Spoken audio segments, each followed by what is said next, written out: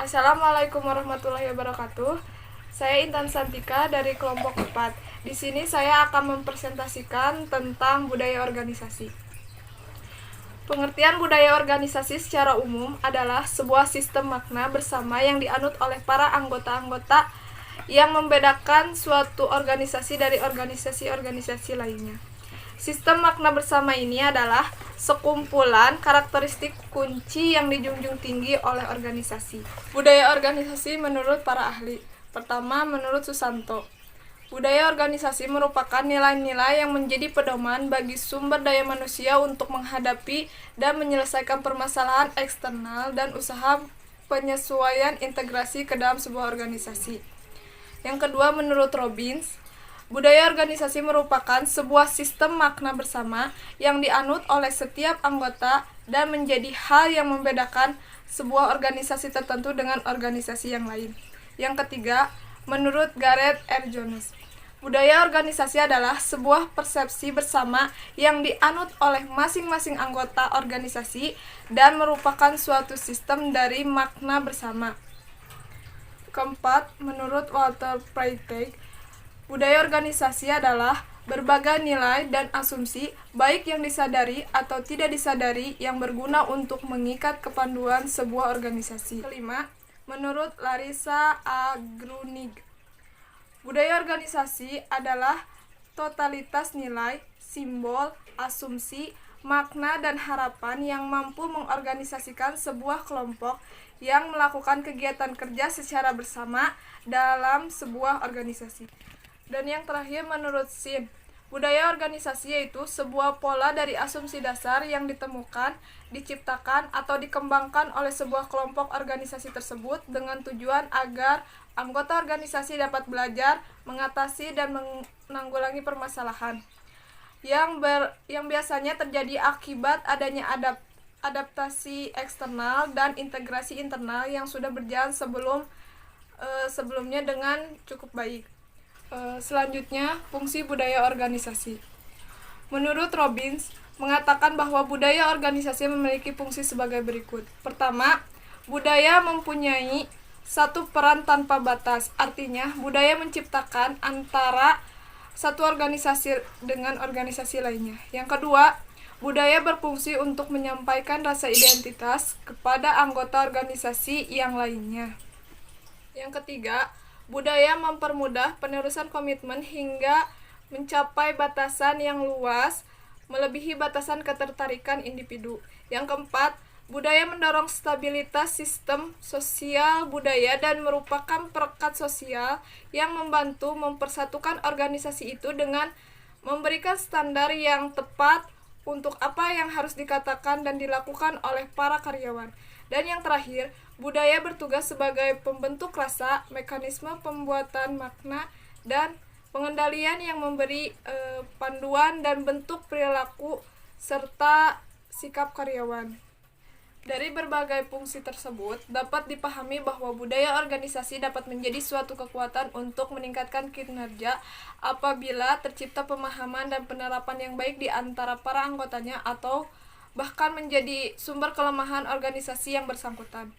Hal ini disebabkan adanya pengakaran nilai-nilai budaya dalam tiap-tiap anggota, di mana budaya yang telah disepakati bersama sadar tidak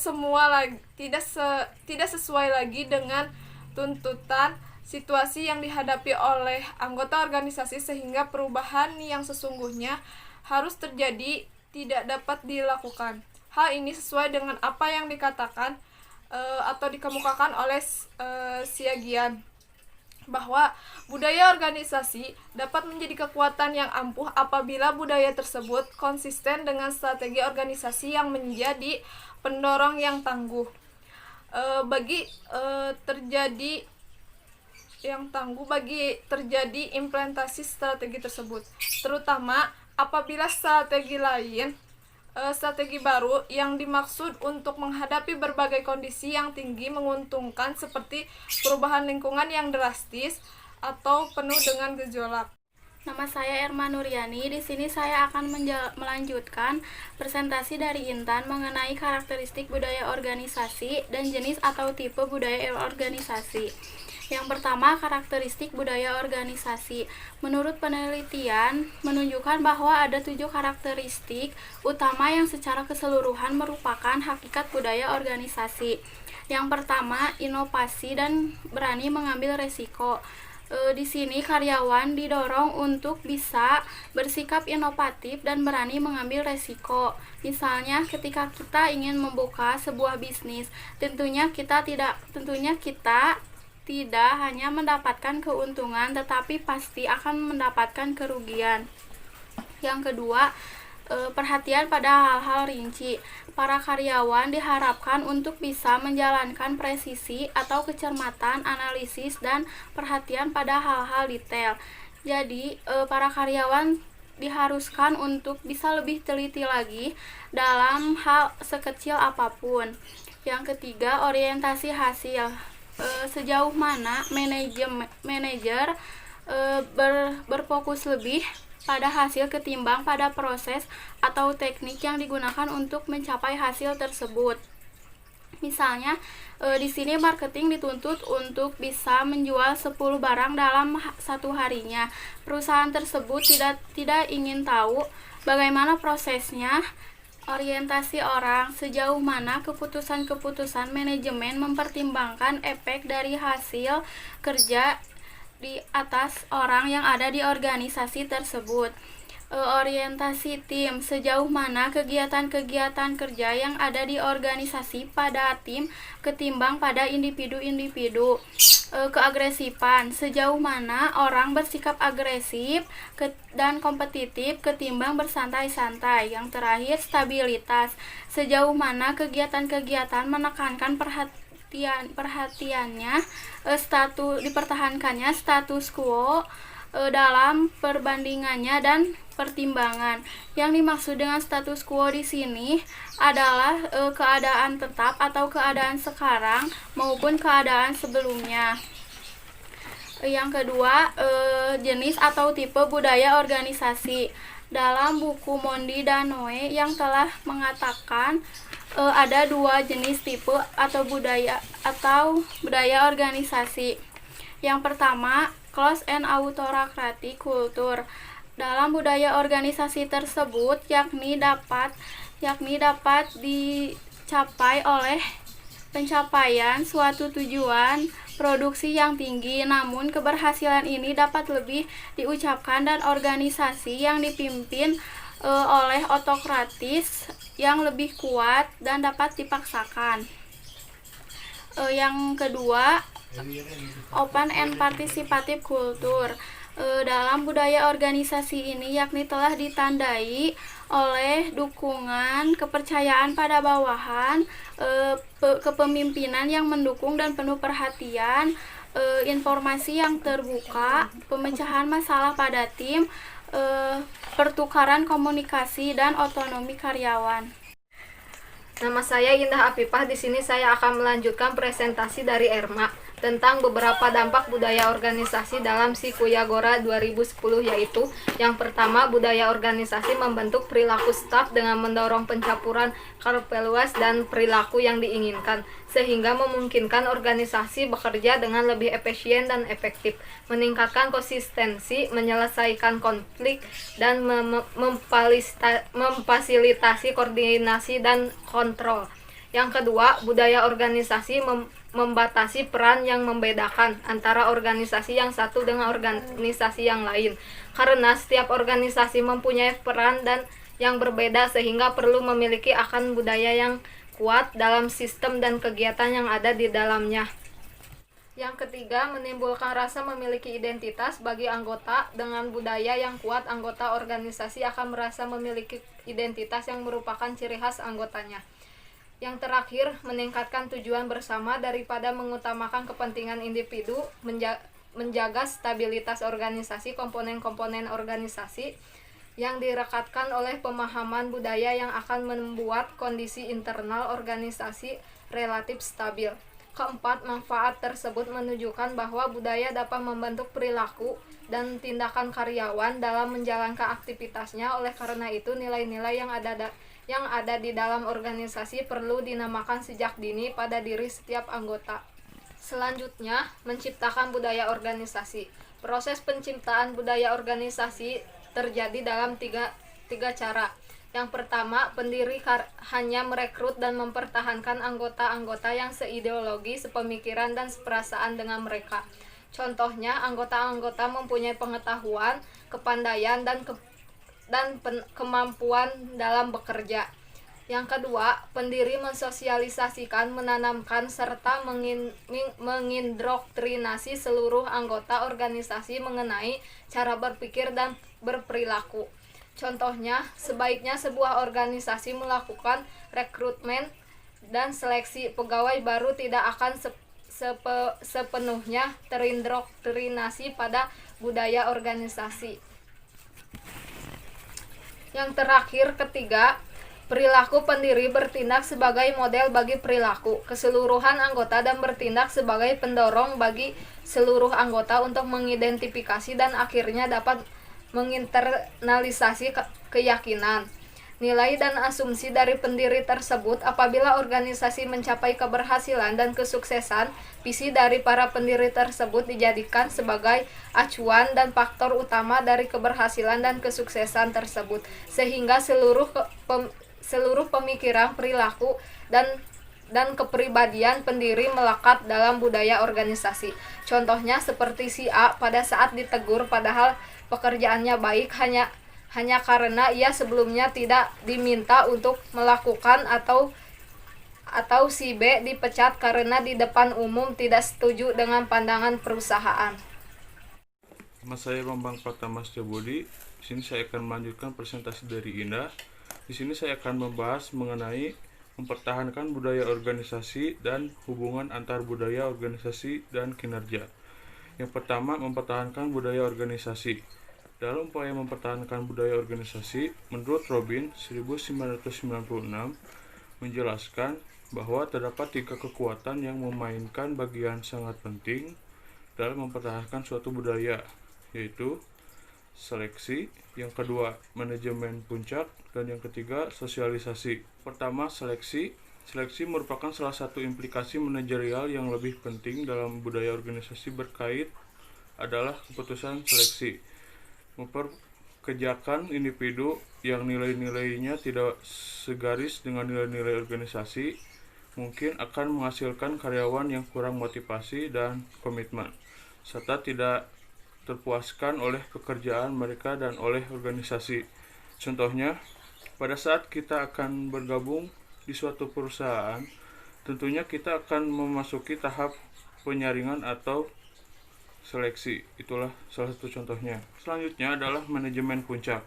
Tindakan manajemen puncak yang juga mempunyai dampak besar pada implementasi atau budaya organisasi, lewat apa yang mereka katakan dan bagaimana mereka berperilaku. Eksekutif senior menegakkan norma-norma yang merebas ke bawah sepanjang organisasi. Misalnya, apakah pengambilan risiko diinginkan, betapa banyak kebebasan seharusnya diberikan oleh para manajer kepada bawahan mereka, pakaian apakah yang pantas, dan tiap tindakan apakah yang diimbangi dengan kenaikan upah, promosi, dan ganjaran. Yang selanjutnya adalah sosialisasi, merupakan proses yang mengadaptasikan para karyawan pada budaya organisasi. Dalam tahap ini terdapat 3 tahap. Yang pertama, tahap sosialisasi antisipasi, tahap pertemuan, dan tahap perubahan dan pemahaman. Yang pertama, tahap sosialisasi antisipasi merupakan tahap kurun waktu pembelajaran dalam proses sosialisasi yang terjadi sebelum karyawan baru bergabung dengan organisasi itu. Contohnya, pengenalan perusahaan dan sistem-sistem yang ada di perusahaan. Yang selanjutnya adalah tahap pertemuan. Tahap proses sosialisasi di mana nilai, keterampilan, dan tingkah laku seorang karyawan baru mulai berubah, menyaksikan seperti apa sebenarnya organisasi itu dan menghadapi kemungkinan bahwa harapan dan kenyataan akan berbeda. Contohnya, seorang karyawan baru akan membiasakan diri dengan antara dengan aturan-aturan yang berlaku di perusahaan. Selanjutnya adalah tahap perubahan dan pemahaman. Tahap ini, tahap yang pertama ialah tahap di mana seorang karyawan baru menyesuaikan diri pada nilai norma kelompok kerjanya. Contohnya, seorang karyawan baru akan menyesuaikan diri dan berusaha kompak dengan rekan atau tim kerjanya. Yang selanjutnya saya akan membahas mengenai hubungan antar budaya organisasi dan kinerja.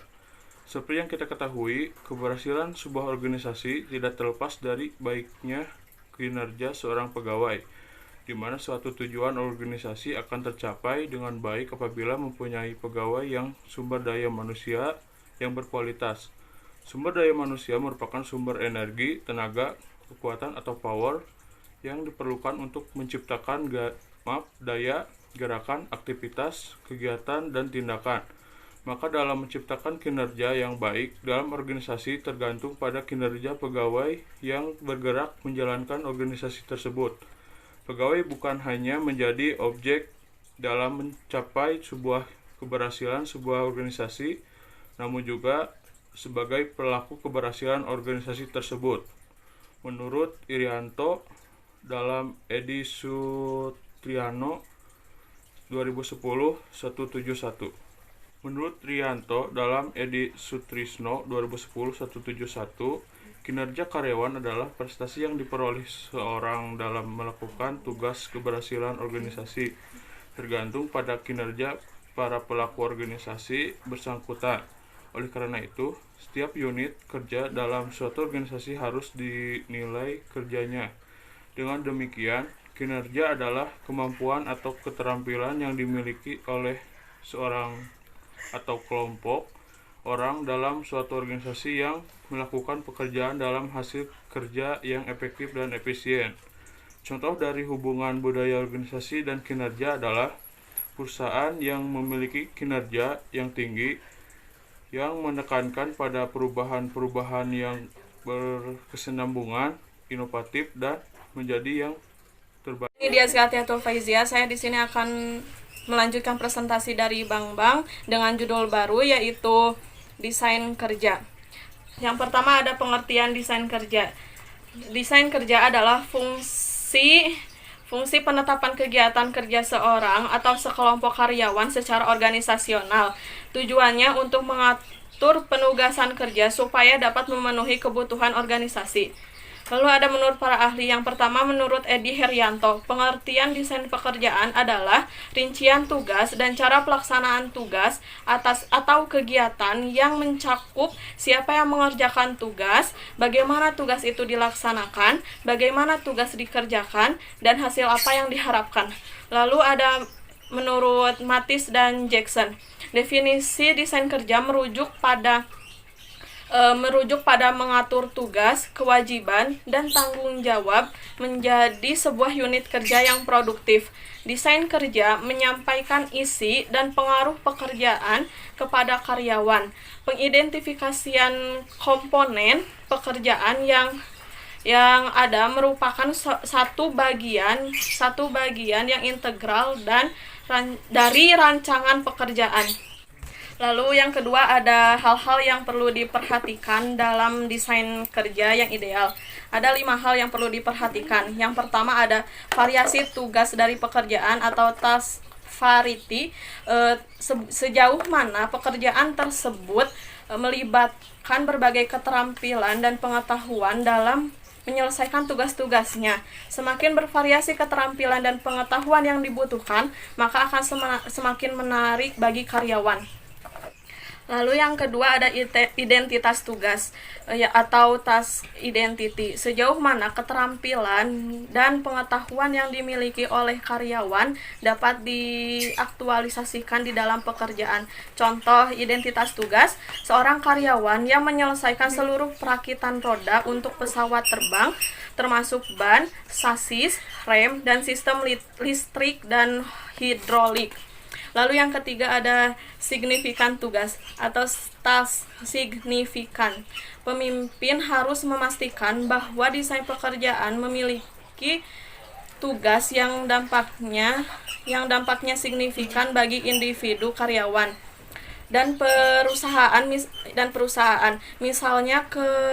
misalnya memasukkan unsur voluntary assignment di dalam desain pekerjaan, maka karyawan akan merasa bahwa apa yang dikerjakannya memberi arti dan perusahaan mendapatkan citra yang positif.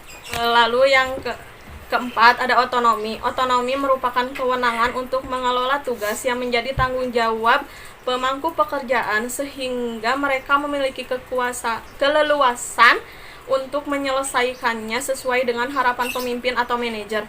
Hal yang perlu dilakukan pemimpin adalah memberikan kepercayaan sesuai dengan kewenangan yang dimiliki oleh pekerjaan atau jabatan tersebut. Lalu yang terakhir, feedback. Itu desain pekerjaan perlu memasukkan unsur feedback sehingga karyawan dapat menyadari kekurangannya dan termotivasi untuk meningkatkan kompetensinya. Mekanisme feedback bisa didesain sedemikian rupa sehingga tidak terkesan sebagai pengadilan. Perkenalkan, nama saya Anis Nisfia Anugrah. Saya akan melanjutkan presentasi dari Nidiaja. Saya akan menjelaskan komponen desain pekerjaan. Komponen desain pekerjaan terdapat 7 komponen desain pekerjaan. 1. Spesialisasi pekerjaan, yaitu sebuah pendekatan yang menetapkan tugas-tugas khusus. Hal ini dicapai dengan beberapa cara, yaitu pengembangan, keterampilan, dan pembelajaran yang cepat oleh karyawan. Yang kedua, ekspansi pekerjaan atau pemekaran pekerjaan. Terdapat usaha untuk meningkatkan kualitas lingkungan kerja menuju desain kerja yang lebih bervariasi dengan variasi pekerjaan itu untuk menjadi lebih baik. Pemekaran pekerjaan merupakan sebuah sistem di mana karyawan dipindah dari pekerjaan yang khusus bidangnya dan berpindah dengan bidang yang tidak jauh berbeda. Yang ketiga, motivasi. Motivasi merupakan hal yang sangat penting untuk diperhatikan oleh pihak manajemen. Bila mereka meningkatkan setiap karyawan dapat memberikan kontribusi positif terhadap pencapaian tujuan perusahaan, karena dengan motivasi seseorang karyawan akan memiliki semangat yang tinggi dalam melaksanakan tugas yang dibebankan kepadanya. Yang keempat, komponen psikologis. Komponen ini memutuskan bagaimana mendesain pekerjaan sehingga memiliki beberapa persyaratan psikologis minimum, misalnya keahlian. Yang kelima, tempat kerja yang visual, yaitu penggunaan beragam teknik komunikasi visual yang mengomunikasikan secara cepat bagi semua pihak, yang contohnya ketika pengemasan selesai butuh barang selanjutnya untuk dikemas lagi dari bagian lama, maka dinyatakan lampu berwarna merah.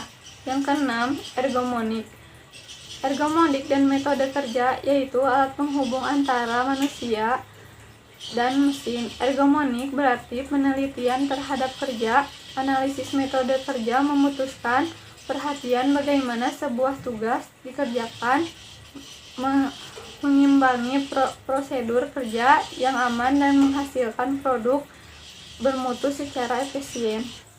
Yang ketujuh, tim-tim mandiri, yaitu sekelompok individu yang bekerja sama untuk meraih tujuan yang sama. Tim ini bisa disebut karyawan yang mempunyai kualitas yang tinggi. 2.4 Unsur-unsur desain pekerjaan. Dalam menentukan desain pekerjaan yang tepat untuk suatu perusahaan perlu diperhatikan unsur-unsur. Yang ke-1, unsur organisasi. Unsur organisasi menurut Handoko 2000 mempunyai kaitan erat dengan desain pekerjaan yang efisien untuk mencapai output maksimal dan dari pekerjaan-pekerjaan karyawan. Unsur organisasi terdiri dari 3, yaitu 1. Pendekatan mekanik berupa mengidentifikasi setiap tugas dalam suatu pekerjaan guna meminimumkan waktu dan tenaga. Hasil pengumpulan identifikasi tugas akan menentukan pada faktor efisien waktu, tenaga, biaya, dan latihan. Yang kedua, aliran kerja dipengaruhi oleh sifat, komoditi, dan dihasilkan oleh suatu organisasi, suatu perusahaan guna menentukan urutan dan keseimbangan pekerjaan. Yang ketiga, praktek-praktek yaitu pelaksanaan pekerjaan yang ditetapkan ini bisa berdasarkan kebiasaan yang berlaku dalam perusahaan, perjanjian atau kontak serikat kerja karyawan. Kedua, unsur-unsur lingkungan. Faktor lingkungan yang mempengaruhi desain pekerjaan adalah tersedianya tenaga kerja yang potensial, yang mempunyai kemampuan dan kualifikasi yang sesuai dengan kebutuhan perusahaan dan pengharapan sosial, yaitu dengan tersedianya lapangan kerja suatu memperoleh kompensasi dan jaminan hidup yang layak. Handoko tahun 2000. Yang ketiga, unsur-unsur perilaku. Unsur perilaku menurut Sondang tahun 2000 perlu diperhitungkan dalam mendesain pekerjaan. Unsur perilaku tersebut terdiri dari 1. Otonomi bertanggung jawab atas apa yang dilakukan, bahwa diberi wewenang untuk mengambil keputusan atas pekerjaan. Yang kedua, variasi merupakan pemerkayaan pekerjaan yang bertujuan untuk menghilangkan kejenuhan atas pekerjaan yang rutin sehingga kesalahan-kesalahan dapat diminimalkan. Nama saya Regita Rahmani Novianti. Di sini saya akan melanjutkan presentasi dari Neng Anis Nispia. Saya akan menjelaskan mengenai teknik desain pekerjaan, yang mana teknik desain pekerjaan itu dibagi menjadi dua, yaitu teknik desain individual dan teknik desain kelompok. Yang pertama, saya akan membacakan pengertian dari teknik desain simplikasi desain atau job simplification, yang artinya membagi pekerjaan ke dalam tugas-tugas yang sederhana dan berulang-ulang yang memaksimalkan efisiensi. Maksudnya adalah penentuan standar prosedur kerja dan memberikan karyawan tugas-tugas yang tepat, yang sesuai dan spesifik.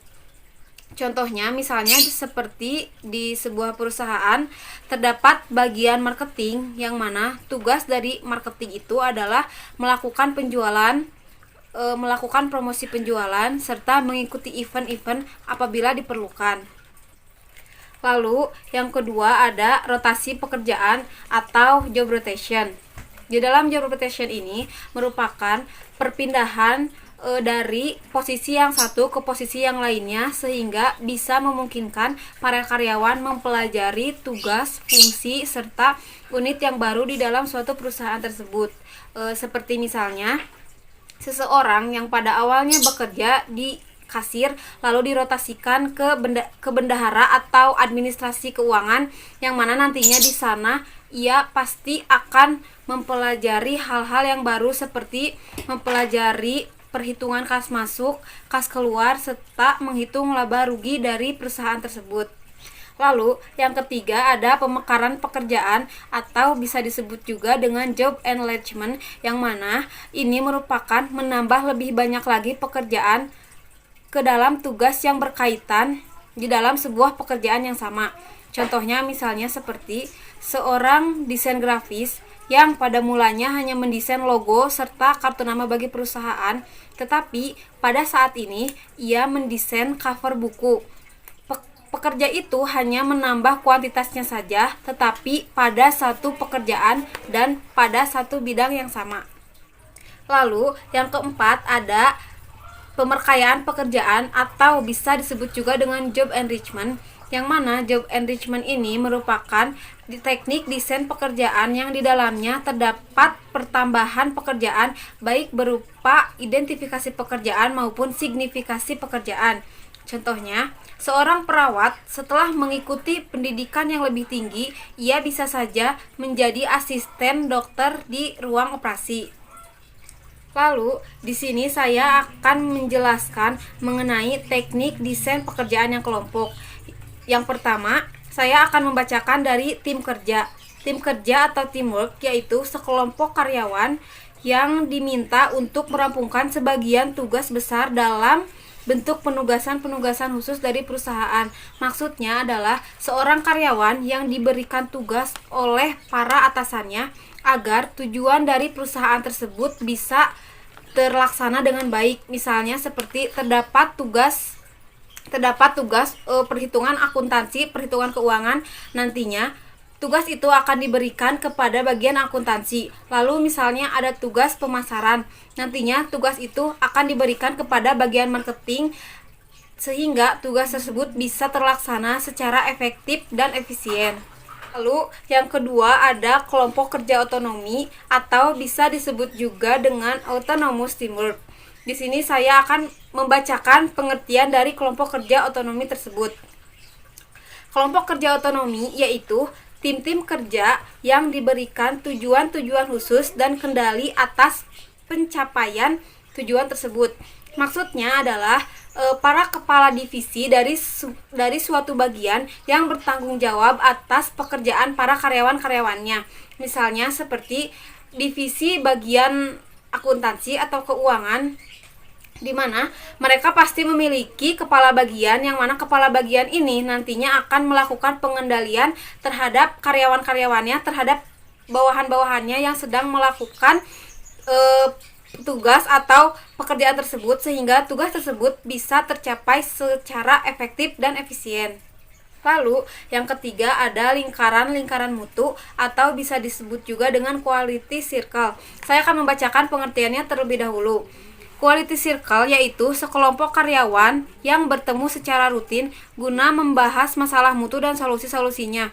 Ini dalam kehidupan nyata bisa disebut juga dengan meeting, karena biasanya di dalam meeting tersebut membahas mengenai kesalahan-kesalahan atau kekurangan-kekurangan suatu perusahaan, serta di dalam meeting pun akan diberikan solusinya dan penjelasannya sehingga masalah yang ada di dalam pekerjaan tersebut bisa terselesaikan pada saat meeting itu. Sekian presentasi dari kelompok 4. Mohon maaf apabila ada kesalahan. Terima kasih atas perhatiannya. Wassalamualaikum warahmatullahi wabarakatuh.